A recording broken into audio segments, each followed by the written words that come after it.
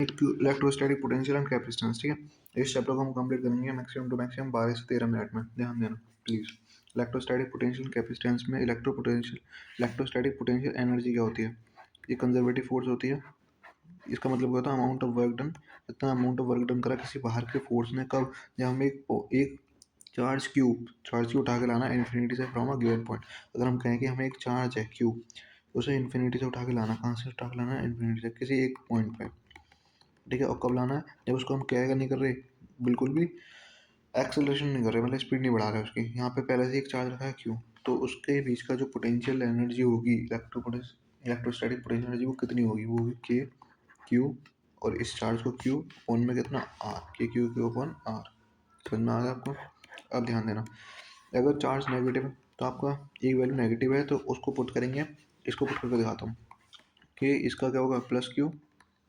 इसका क्या होगा? माइनस क्यू अपॉन में इन दोनों के बीच का डिस्टेंस आर।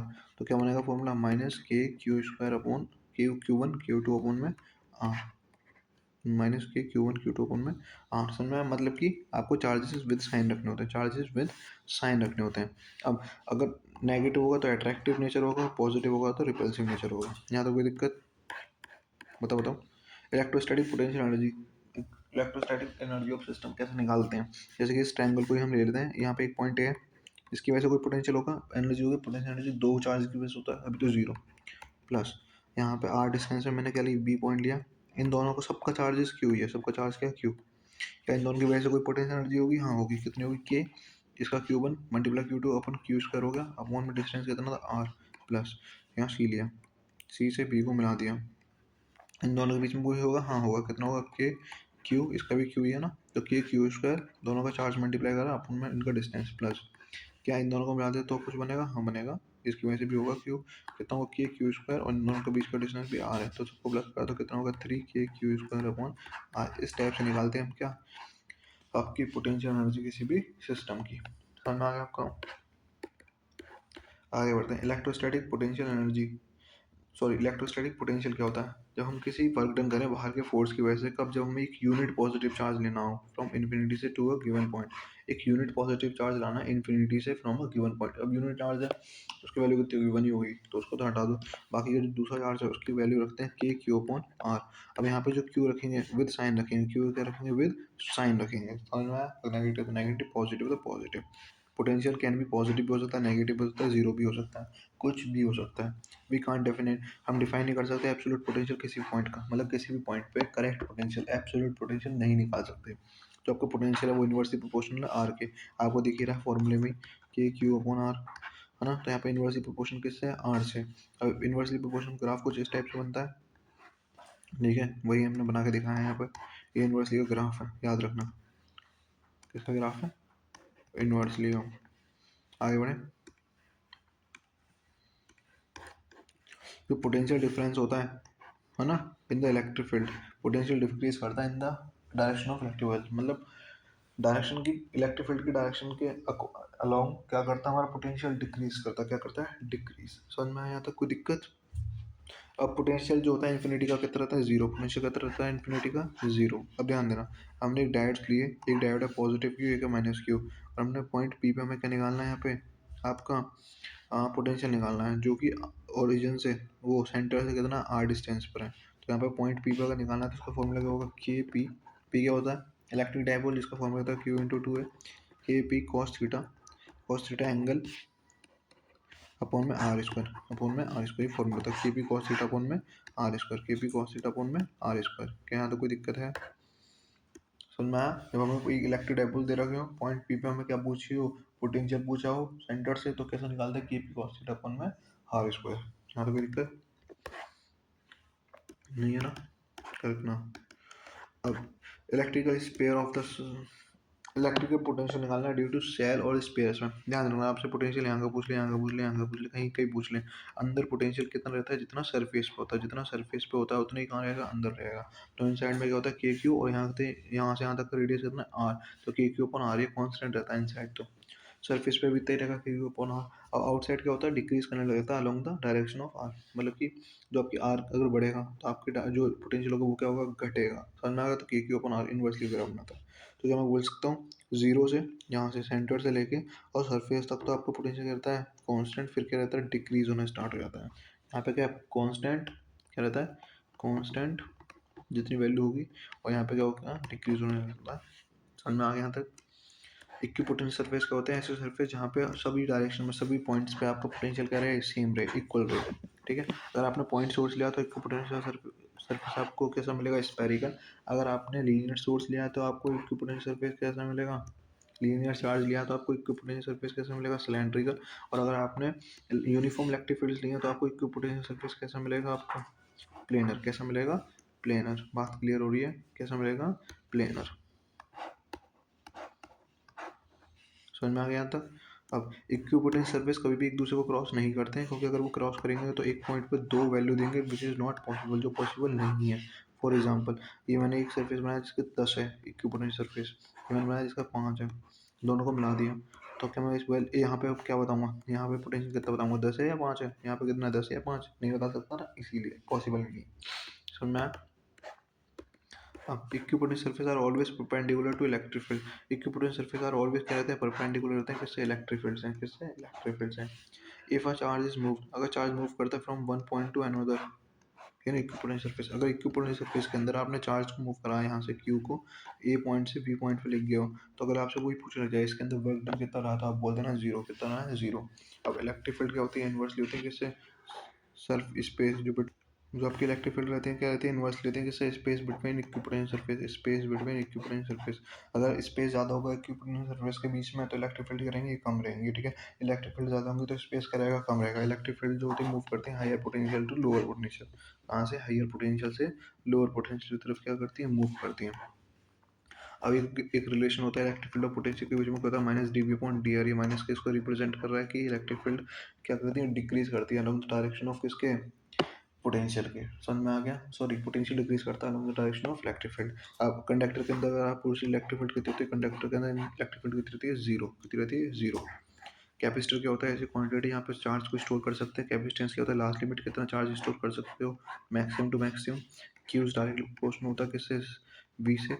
डायरेक्टली प्रोपोर्शनल करो, सी आएगा। सी क्या होता है आपका कैपेसिटेंस, क्या होता है कैपेसिटेंस। यूनिट क्या होती है, फराडी। रिप्रेजेंट करने का तरीका ये होता है, दो पैरल प्लेट्स। ठीक है, ये रिप्रेजेंट करने का तरीका।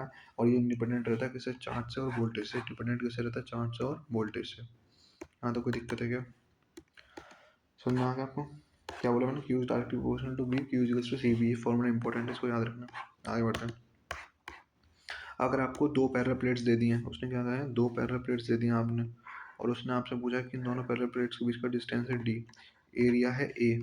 एरिया कितना है, ए। तो बताओ मुझे यहाँ पे कैपेसिटेंस कितना होगा, तो वो होगा A epsilon not upon D. A epsilon not upon D. A क्या होता है, एरिया। एप्सिलॉन नॉट क्या होता है, परमिटिविटी, जिसकी वैल्यू 8.85 कुछ ऐसा होती है। डी का होता है डिस्टेंस, कुछ ऐसा क्यों 8.85 मीटर पर 12 होती है। ठीक है, आगे बढ़ते हैं। डाइलेक्ट्रिक का इफेक्ट, अगर मैंने इसी, ध्यान देना, अगर मैंने इसी के अंदर, इस पैरल प्लेट के अंदर डाइलेक्ट्रिक डाल दिया, वो भी पूरे के अंदर, जिसकी डाइलेक्ट्रिक कितना के, तो अब हमारा कैपेसिटेंस कितना आएगा, A epsilon not on D ही रहेगा, मल्टीप्लाई कर दो के की। मतलब क्या, डाइलेक्ट्रिक से जो आपका कैपेसिटेंस होता है वो के टाइम्स बढ़ जाता है। ध्यान देना प्लीज़। अगर आपने अगर आपने प्लेट्स के बीच में डाइलेक्ट्रिक को डाल दिया तो आपका जो सी होगा कि ए एप्सिलॉन नॉट अपॉन डी बन जाएगा, और डाइलेक्ट्रिक से कैपेसिटेंस के टाइम्स बढ़ जाता है। डाइलेक्ट्रिक से ज़्यादा कैपेसिटेंस के टाइम बढ़ जाता है। यहाँ तक कोई दिक्कत। अब थोड़े एरिया में अगर डाइलेक्ट्रिक डाला हो, तो जैसे कि आपने टी एरिया में डाला है ना, और डी गैस का फुल वे। ठीक है, तो यहाँ पे जो होता है कैपेसिटेंस वो कहता है ए एप्सिलॉन नॉट अपॉन में D minus T plus T upon के। ये रहता है D minus T plus T upon के। समझ में आ गया आपको। ए डी क्या होता है पूरी लेंथ, माइनस टी क्या होता है, यहाँ डी माइनस टी कर दिया तो यहाँ तक पहुँच गए, प्लस टी अपॉन क्या होता है, टी होता है यहाँ से यहाँ तक डिस्टेंस, और के क्या होता है उसका डाइलेक्ट्रिक। ठीक है, यहाँ तक कोई दिक्कत। अब ईएमएफ क्या होता है, इलेक्ट्रोमोटिव फोर्स होता है। ये कब निकालते हैं, पोटेंशियल डिफरेंस निकालना है किसी भी इलेक्ट्रोड के बीच में। दो इलेक्ट्रोड्स के बीच में अगर पोटेंशियल डिफरेंस निकाल लियो कब, जब करंट फ्लो नहीं कर रहा, तो क्या होता है ईएमएफ। क्या होता है ईएमएफ। इंटरनल रेजिस्टेंस क्या होता है, जब करंट फ्लो कर रहा होता है तो इलेक्ट्रोलाइट खुद का एक करंट, एक रेजिस्टेंस क्या करती है, प्रोड्यूस करती है, उसे कहते हैं इंटरनल रेजिस्टेंस। क्या कहा मैंने, जब करंट फ्लो कर रहा होता है तो इलेक्ट्रोलाइट्स खुद का एक रेजिस्टेंस प्रोड्यूस करते हैं, उसे क्या कहते हैं, इंटरनल रेजिस्टेंस। ठीक है, इसे हम रिप्रेजेंट करते हैं स्मॉल आर से। फिर क्या होता है टर्मिनल वोल्टेज। टर्मिनल वोल्टेज क्या होता है, पोटेंशियल डिफरेंस दो टर्मिनल्स के बीच में, potential difference between the terminals of a cell when current flow कर रहा हो। करंट फ्लो कर रहा हो उस टाइम पे जो आप पोटेंशियल डिफरेंस निकालोगे दो टर्मिनल्स के बीच में, तो आपका वो क्या आएगा, टर्मिनल वोल्टेज। ठीक है, आगे बढ़ते हैं। अब ध्यान देना, टर्मिनल वोल्टेज को रिप्रेजेंट करते हैं किससे, वी से।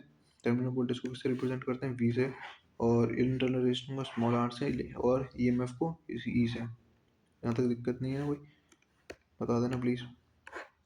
अब टर्मिनल वोल्टेज अगर चार्जिंग में तो अलग फॉर्मूला देगा और डिस्चार्जिंग में तो अलग फॉर्मूला देगा। अब ध्यान देना, चार्जिंग में होगा तो प्लस का साइन आएगा, डिस्चार्ज में होगा तो माइनस का। तो फॉर्मूला क्या होता है, V equals to E minus I R. V क्या होता है, टर्मिनल वोल्टेज, ई क्या होता है ईएमएफ, माइनस आई क्या होता है करंट, आर क्या होता है इंटरनल रेजिस्टेंस।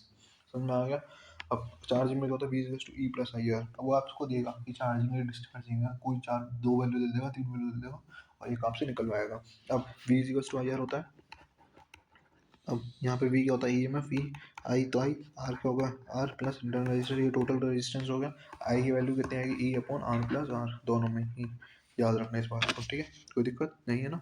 अब कंडीशन का फर्स्ट है, अगर सीरीज में ऐड हो रही है तो ई एम एफ डायरेक्ट हो जाता है E one plus E to plus E three. बस याद रखना डायरेक्शन क्या, जैसे कि ई वन ही पॉजिटिव है यहाँ पे, ठीक है, ये क्या है नेगेटिव, और ये क्या है पॉजिटिव। तो यहाँ पे जो प्लस होगा ये भी ऐसे होगा, ई वन पॉजिटिव में माइनस ई टू नेगेटिव में प्लस ई थ्री पॉजिटिव में। समझ में आ गया। पैरेलल में क्या होता है, E one upon R one plus E two upon R two plus E three upon R three plus जितने भी आगे होंगे divide by one upon R one plus one upon R two plus one upon R three. Parallel में इस तरीके से add करते हैं और सीरीज में इस तरह। पहले वाला याद रखना है, इसमें थोड़ा हटके। अब ध्यान देना, एनर्जी कितनी स्टोर होती है किसी भी कैपेसिटेंस के अंदर, उसके दो फॉर्मूले हैं, one upon two C V square, one upon two C V square, और दूसरा क्या होता है, U is two Q square upon में two C, Q square upon में टू सी। इन्हें निकाल भी सकते हैं, हाँ निकाल सकते हो, आपकी मर्जी है। जैसे कि क्यू इज टू क्या होता है सी वी, तो वी का क्या बनेगा, वी का बनेगा क्या, क्यू अपॉन सी, और वी स्क्वायर का बनेगा क्यू स्क्वायर अपॉन में सी स्क्वायर। तो इसे यहाँ पे पुट कर दो इस फॉर्मूले में। ध्यान देना, इसे पुट करूँगा मैं वी की वैल्यू को, तो वन अपॉन टू इंटू में सी इंटू में क्यू स्क्वायर अपॉन में सी स्क्वायर। अब सी एक सी से सी कट गया तो क्यू स्क्वायर अपॉन टू सी आ गया। समझ में आ गया, इस टाइप से निकाल भी सकते हो। यूनिट क्या रहती है इनकी, जूल, यूनिट क्या रहती है जूल। अगर हमें कॉम्बिनेशन करना सीरीज में करना तो one upon C one plus one upon C two, मतलब जो रेजिस्टेंस पैरेलल में रहता है वैसे कैपेसिटेंस सीरीज में रहता है। One upon C one plus one upon C two plus one upon C three, इसका मतलब क्या है, चार्ज क्या रहता है इसमें सेम रहता है, चार्ज क्या रहता है सेम रहता है, और वोल्टेज क्या डिवाइड होते हैं, वोल्टेज क्या रहते हैं डिवाइड। इक्विवेलेंट जो कैपेसिटेंस मतलब नेट जो कैपेसिटेंस आएगा वो क्या रहेगा, डिक्रीज करता है, कम होती है। ठीक है, अगर आप इसी को पैरेलल में ऐड करोगे तो पैरेलल में ऐड होने से क्या होगा, वोल्टेज सेम रहता है, चार्ज डिवाइड होता है, वोल्टेज सेम रहता है, चार्ज डिवाइड होता है, और यहाँ पे जो कैपेसिटेंस होता है वो बढ़ जाता है। कैपेसिटेंस क्या होता है, बढ़ जाता है, कैपेसिटेंस क्या होता है, बढ़ जाता है। ठीक है, आगे बढ़े हैं। फोर्स बिटवीन टू प्लेट्स, अगर दो प्लेट्स के बीच में अगर आपसे फोर्स पूछ रहे तो वो कितना होगा, one upon two epsilon not, उन दोनों के बीच का एरिया इंटू में इलेक्ट्रिक फील्ड का square, one upon two epsilon not area into में E square, one upon two epsilon not area into में ई स्क्वायर। अब दो पैरा प्लेट्स ऑलवेज क्या करती हैं, दो प्लेट्स आपस में अट्रैक्ट करती हैं, एक दूसरे को क्या करती हैं, अट्रैक्ट। कैपेसिटेंस की रियल लाइफ में कहाँ से कहाँ तक क्या मिलता है एग्जांपल्स, जो आपके फ्लैश कैमरास होते हैं, देखो जो आप कैमरा से फोटो खींच रहे होते हैं और आपको फ्लैश चलाने हैं, तो एक टाइम पे आपको बहुत ज़्यादा एनर्जी चाहिए, वो आपको कौन देता है, एक साथ ही कैपेसिटर कौन देता है, कैपेसिटर। जब आपको पावर सप्लाई फिल्टरिंग करनी हो, जब आपको ट्यूनिंग सर्किट करना हो, जब आपको मोबाइल सर्किट करना हो, इन सब में क्या होता है, आपका कैपेसिटर यूज़ होता है। अब ये होते क्या क्या है, ये आप खुद अपने एक बार सर्च करना और देखना, पावर सप्लाई फिल्टरिंग क्या होता है, ट्यूनिंग सर्किट क्या होता है, मोबाइल सर्किट क्या होता है, फोटो देखना समझ जाओगे। ठीक है, यार समझ में आया। इसी में आपका चैप्टर कंप्लीट होता है, मैक्सिमम टू मैक्सिमम फिर से वही 13 मिनट्स लगे हैं। ये पूरा चैप्टर हमारा क्या हो गया, कंप्लीट हो गया। Thank you.